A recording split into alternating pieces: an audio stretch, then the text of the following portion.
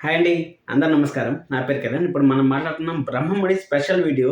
Sunday analysis మనం రెగ్యులర్‌గా చేస్తున్నాం కదా! కానీ సండే అనాలిసిస్ కన్నా ఈ స్పెషల్ వీడియోలో ఇంకా ఎక్కువ పాయింట్స్ కవర్ చేయొచ్చు అనేసి వీడియో అయితే చేస్తున్నాను.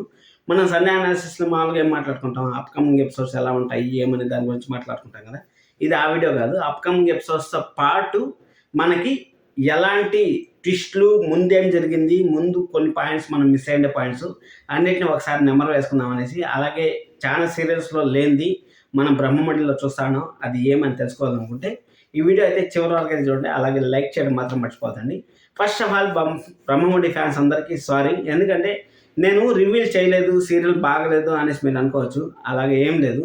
నా షెడ్యూల్, నా బిజీనెస్‌లు నాకున్నాయి. ఎందుకంటే ఒక సీరియల్ చూసి ఆ సీరియల్ రివ్యూ చేయాలంటే మాత్రం 1:30 గంటల నుంచి 2 గంటలైతే టైం పడుతుంది. అర్థం చేసుకోండి. ఎందుకంటే మార్నింగ్ నేను మా అబ్బాయిని స్కూల్‌లో వదిలేదానికన్నా ముందే కార్తీక దీపం అయితే సీరియల్ చూసేస్తాను. సీరియల్ చూసేసి మా అబ్బాయిని వదిలేసి పోయే లోపల నేను స్కూల్ నుంచి వదిలేసి నేను వర్క్‌కి అయితే వెళ్ళిపోవాలి. ఆ టైంలో కొంచెం బిజీగా ఉండడం వల్ల అయితే చేయలేకపోయాను. రేపటి నుంచి మండే నుంచి మనకు రెగ్యులర్‌గా అయితే రివ్యూస్ అయితే వస్తా ఉంటాయి. దయచేసి అర్థం చేసుకోండి. నాకు తెలిసినంత వరకు అర్థం చేసుకుంటారు బ్రహ్మముడి ఫ్యాన్స్ అనేసి అనుకుంటాను. ఎందుకంటే కావ్యరాజ్ ఫ్యాన్స్ అంటే నాకు ఫ్యాన్సే వాళ్ళు. అందుకోసం అనేసి నేను ఖచ్చితంగా అయితే అర్థం చేసుకుంటారు అనుకుంటాను. ఇప్పుడు మనము మెయిన్‌గా మాట్లాడుకోవాల్సిన విషయం ఏమంటే ఇక్కడ రాజు అలాగే రామ్ అంటే మీకు రామ్ అంటే ఎవరు అని మీరు అనుకోవచ్చు. రామ్ అంటే ఎవరు లేదు. మనకు గతం మర్చిపోయినప్పుడు ఉన్నారు కదా రాము. ఆ రాము అలాగే రాజు మధ్య వేరియేషను నాకు సీతా గారు అనేసి ఇన్‌స్టాగ్రామ్‌లో మెసేజ్ చేశారు. ఆ వాయిస్ నోట్ కూడా మీకు ఇంత వినిపిస్తాను. ఏం మెసేజ్ చేశారంటే, సార్ ఇప్పుడు రాము కావ్యకి ఆ రోజు గాని అపోజ్ చేయలేదు సార్. అంటే కళావతికి ఆ రోజు గాని అపోజ్ చేయలేదు. కానీ రాజు మాత్రం ప్రతిసారి అపోజ్ చేస్తూనే ఉంటాడు సార్. ఎందుకు ఆ విధంగా చేస్తా ఉన్నాడు? రాజు ఎందుకు ఆ విధంగా బిహేవ్ చేస్తా ఉన్నాడు అనేసి నాకైతే మెసేజ్ చేశారు. మీకు ఆ వాయిస్ వినిపిస్తాను.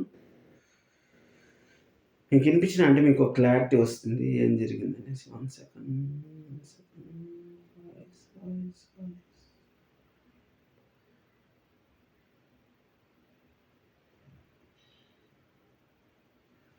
చూడండి నాకు మెసేజ్ చేస్తారు మొత్తం వాళ్ళు ఫారిన్‌లో ఉంటారంట. ఎక్కడ సార్ కనపడలేదు. సార్ నేను చెప్తాను మీకు. అక్కడ మన సీత గారు అయితే ఏమడిగారంటే, సార్ రామ్ ప్రేమించినంత ఇదిగా కావ్యాన్ని అయితే రాజు ప్రేమించలేకపోతా ఉంటారు సార్ అని చెప్పేసి అయితే అన్నాడు. అంటే రాము గతం మర్చిపోయినప్పుడు ఒక అమ్మాయిని ఎలాగైనా సరే దక్కించుకోవాలనేసి ఇప్పుడు ఒక అబ్బాయిగా చెప్తాను. ఒక అమ్మాయి ప్రేమని ఎలాగైనా సొంతం చేసుకోవాలనేసి అబ్బాయి ఎంతో ప్రయత్నాలు చేస్తాడంటే ఇంట్లో వాళ్ళని ఎదిరిస్తాడు, కొట్లాడతాడు, ఏమైనా చేస్తాడు. ఇన్‌కేస్ ఆ అమ్మాయి మన సొంతం అయిపోయింది అనుకోండి, అప్పుడు కొంచెం కేర్‌లెస్‌గా అయితే చూస్తాడు. అంటే కేర్‌లెస్‌గా అంటే మరీ గడ్డి పరకం తోసేసినట్టు తోయట్లే గానీ జస్ట్ ఒక 5% అన్నా తగ్గుతుంది. అబ్బా! మన సొంతం అయిపోయిందిలే, యాడ పోదులే అనేది ఒక 5% అన్నా మనిషిలో ఉంటుంది. ఆ 5% నేస్తే మన రాజులో అయితే కనపడతాను. అంటే నా భార్య నేను చెప్పినట్టు వింటుంది. అలాగే నేను ఒక అంగుళం ఎత్తులో ఉండాలని మన రాజు అయితే అనుకుంటాడు. అందుకోసం అనేసి కావ్య చేసే పనులు కూడా అలానే ఉంటాయి. అంటే రాజుకి అగైనెస్ట్‌గానే మాట్లాడుతూ ఉంటుంది. అగైనెస్ట్‌గా మాట్లాడడం అంటే ఇప్పుడు ఎలా చెప్పాలి మీకు? ఇప్పుడు కళావతి నువ్వు వద్దు బిడ్డని కనొద్దు అనేసి అయితే చెప్పాడు. కానీ అక్కడ బిడ్డని కనాలి అనేసి కావ్య అయితే అక్కడ అబద్ధం చెప్పించింది. అదే అబద్ధంకి కావ్య అబద్ధం చెప్పినప్పుడు, రాజు అబద్ధం చెప్పినప్పుడు ఎంత వేరియేషన్ ఉందో మీరే అర్థం చేసుకోండి. ఇప్పుడు రాజు అక్కడ డాక్టర్ దగ్గర కలవకుండా చేశాడనేసి కావ్య ఎంత గలాట్ చేసింది, ఎంత కొట్లాట క్రియేట్ చేసింది, ఎంత హైప్‌కి తీసుకెళ్ళింది అక్కడ కావ్య. అలా రాజు ఆ విధంగా అయితే చేయలేదు. అంటే తగ్గినాడు రాజు. ఎలా చెప్పాలో అర్థం కావట్లేదు. సరేలేండి, అర్థమైందా మీకు? అది మొత్తానికి ఆ పదం అయితే అయింది. అక్కడ మీకు చెప్తాను 5% అయితే రాజుకి కళావతి ఆ రామ్ కన్నా 5% తక్కువ ప్రేమ అయితే ఉంది. 100% ఉంటే రామ్‌కి ప్రేమ, ఇక్కడ రాజుకి అయితే 95% ఉంది. అలాగే మళ్ళీ ఎపిసోడ్‌లో వెళ్ళిపోయినట్టయితే ఇక్కడ బ్రహ్మముడిలో ఎప్పుడు వేరే సీరియల్‌లో చూడలేదు అనుకుంది, బ్రహ్మముడిలో చూసాం అనుకునింది. మీకు క్లారిటీగా అయితే చెప్తాను. ఎందుకంటే బ్రహ్మముడిలో హ్యాపీ మూమెంట్స్ చూస్తాను. వేరే సీరియల్స్‌లో మనం అసలు హ్యాపీ మూమెంట్స్ అనే మాటే చూడం అసలు. ఇప్పుడు కావ్య ప్రాబ్లమ్ ఉంది కదా! హ్యాపీ మూమెంట్స్ ఎక్కడున్నాయి సార్ అనేసి అంటే, కావ్య ప్రాబ్లమ్ ఉన్నా గానీ దాంట్లో హ్యాపీ మూమెంట్స్ క్రియేట్ చేయడంలో నెక్స్ట్ లెవెల్. అంటే ఇప్పుడు రాజుకి తెలుసు, అలాగే మన కావ్యకి తెలుసు. వీళ్ళిద్దరికీ తెలుసు కావ్య ప్రాబ్లమ్ ఉంది. కావ్య లేదు ఇంగ అప్‌కమింగ్ ఎపిసోడ్స్‌లో ఉంటుంది. మన మిరాకిల్ జరుగుతుంది కావ్య లేకుండా, అసలు కావ్యరాజు లేకుండా బ్రహ్మముడి సీరియల్‌ని చూడడం అనేది ఇంపాసిబుల్. అది మాత్రం గుర్తుపెట్టుకోండి. అక్కడ కావ్యరాజు అనేది ఖచ్చితంగా ఏదో ఒక మిరాకిల్ జరిగి వాళ్ళైతే ఉంటారు. కానీ ఇక్కడ ఒక నాకు మెలికైతే పడింది. ఇక్కడ మెలికపడింది ఏమంటే, ఇక్కడ డైరెక్టర్ గారు ఒకటి ఏదన్నా నిజమైతేనే ఆ ఒక పదాన్ని నిజమని తీసుకొని వస్తారు చూడండి. ఆ నిజం అలాగే కంటిన్యూ చేసుకుంటూ వస్తా ఉంటారు. నిజం అంటే ఇప్పుడు మీకు 100,00,00,000 ఆస్తి దగ్గర నుంచి మాట్లాడుకుందాం. 100,00,00,000 ఆస్తి పోగొట్టినప్పుడు అక్కడ కావ్యరాజు ఇంట్లో వాళ్ళకి చెప్పలేదు. వాళ్ళే చాలా కష్టాలు పడి, వాళ్ళే చాలా ప్రాబ్లమ్స్ క్రియేట్ చేసుకొని, వాళ్ళే ఆ ప్రాబ్లమ్‌ని అయితే సాల్వ్ చేస్తారు. ఆ ప్రాబ్లమ్ సాల్వ్ అయ్యేంత వరకు ఆ 100,00,00,000 ఇష్యూ అలాగనే ఉంది. ఆ 100,00,00,000 ఇష్యూ క్లియర్ అయిన తర్వాతే నెక్స్ట్ స్టెప్‌లోకి అయితే తీసుకెళ్లారు. అది 200% జరిగింది. అలాగే మన రాజ్‌కి గతం మర్చిపోయినప్పుడు అంటే వేరే డాక్టర్‌కి చూపిస్తే బాగుంటుంది కదా! వేరే డాక్టర్‌కి చూపిస్తే బాగుంటుంది కదా! అంటే అక్కడ డాక్టర్ మాటలు వీళ్ళు డైరెక్ట్‌గా ఇనలేదు. అంటే దొంగచాటుగా ఇన్నారు. కావ్య, అప్పు అయితే దొంగచాటుగా ఇన్నారు. అంటే ఈయన్ని గాని మీరు గతం గుర్తు చేయాలన్నారంటే మాత్రం ఈయన ప్రాణాలకు ప్రమాదం ఉంది అనేసి దొంగచాటుగా అయితే ఇన్నారు.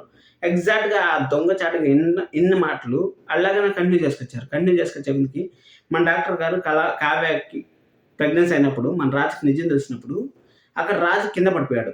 కింద పడిపోయాడంటే కింద పడిపోయిన తర్వాత అక్కడ డాక్టర్ గారు కూడా అదే మాట అంటారు.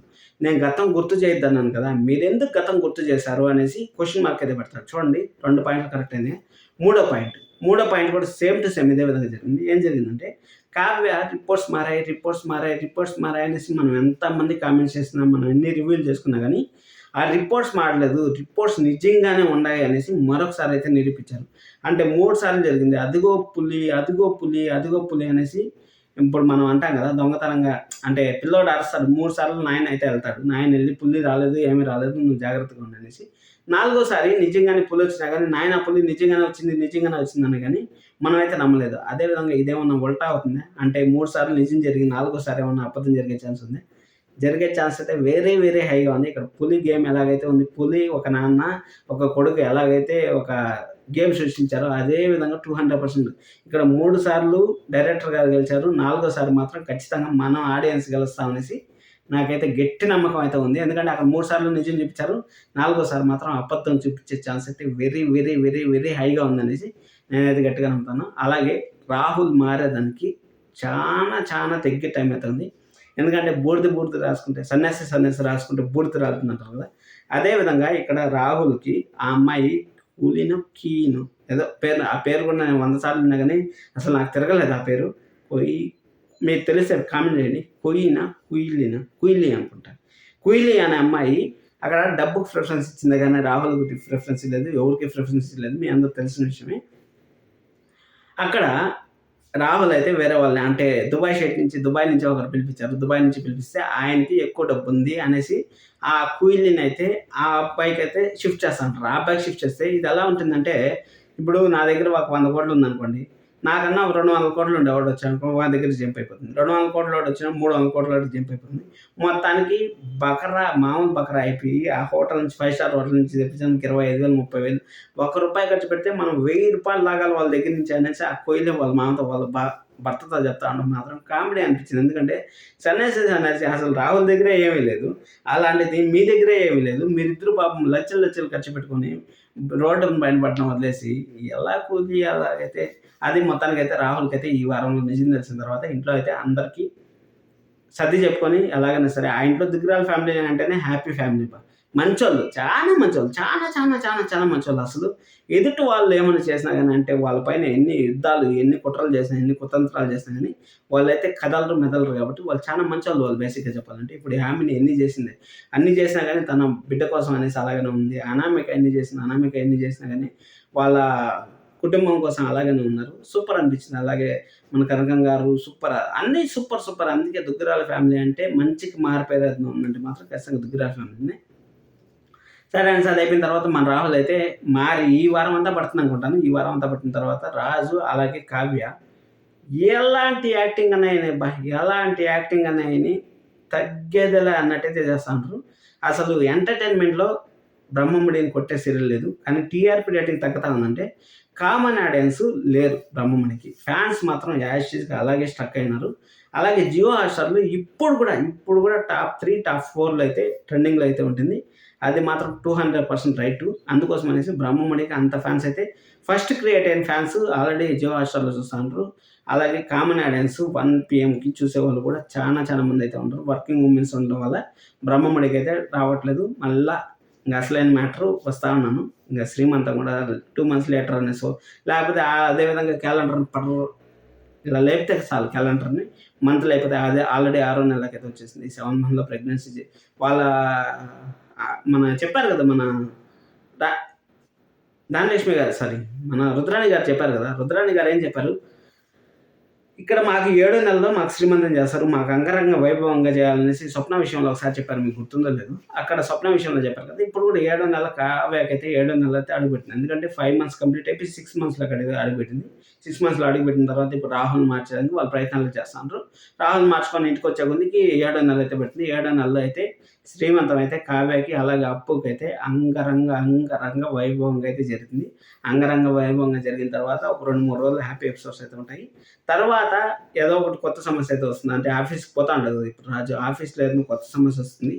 ఆఫీస్లో కొత్త సమస్య వచ్చినప్పుడు మన కావ్య రాజు అక్కడ ఆఫీస్లో పోయేసి ఆ ప్రాబ్లం సాల్వ్ చేసేకి ఒక 2 నెలలు 3 నెలలు టైం అయితే పడుతుంది. 2 నెలలు 3 నెలలు టైం పట్టిన తర్వాత మళ్ళీ అప్పుడు మళ్ళా మన కావ్య ఇప్పుడు ఎలాగైతే జరుగుతుందో, ఇప్పుడు రాహుల్ మార్చేసిన తర్వాత రాహుల్ని కూడా ఆఫీస్కి అయితే తీసుకెళ్తాడు. ఆఫీస్కి తీసుకెళ్ళిన తర్వాత రాహుల్ మారుతాడా లేదా అనేది మనకైతే గ్యారంటీ చెప్పలేను. కానీ ఇన్కేస్ రాహుల్ మారినాడంటే ఆఫీస్కి తీసుకెళ్తారు. ఆఫీస్కి తీసుకెళ్ళి మళ్ళీ అక్కడ ఆఫీస్లో ఏదన్నా కొంపగూల్చే పని ఏమైనా చేస్తాడేమో అని వెయిట్ చేయాలి. కొంపగూల్చే పని వెయిట్ చేస్తానంటే మాత్రం ఖచ్చితంగా అప్పుడు కావ్య ప్రాణాపాయ స్థితిలో ఉన్నా కానీ దుగ్గిరాల ఫ్యామిలీ అలాగే నిలపాలనేసి ఆఫీస్కి అయితే అహర్నిశలు కష్టపడి ఆఫీస్ని అయితే సేవ్ చేస్తుంది. సేవ్ చేసిన తర్వాత అక్కడ ఆపరేషన్ థియేటర్లోకి వెళ్ళిన తర్వాత నేను చెప్పాను కదా, పులి అలాగే నాన్న కొడుకు కథ. ఆ కొడుకు కథ మళ్ళీ రివర్స్ అయ్యి మన కావ్య అయితే ఆటోమేటిక్గా మనకి కావ్య అలాగే ఒక బిడ్డతో పాటు బయటకు వస్తుంది. ఒక బిడ్డ వస్తారా 2 బిడ్డలు వస్తారా అనేది వెయిట్ చేయాలి. ఎందుకంటే పూజారి గారు అయితే ఒక మాట చెప్పారు, ఒక అమ్మాయి పుడుతుంది, ఆ అమ్మాయి ఎక్కడ పెరుగుతుందో మీ అందరూ తెలియదు, ఆ అమ్మాయి ఎవరో తెలుసుకున్న తర్వాత ఇంటికి వచ్చి ఆ అమ్మాయి కాపాడుతుంది, మిమ్మల్ని అంతా కాపాడుతుంది అనేసి అయితే చెప్పారు. అంటే బ్రహ్మముడి కావ్య ఏమవుతుందో ఏమని చూద్దాం. సబ్స్క్రైబ్ చేసుకోండి. రేపటి నుంచి మంచి వీడియోస్ అయితే వస్తాయి. Thank you so much. Love you all.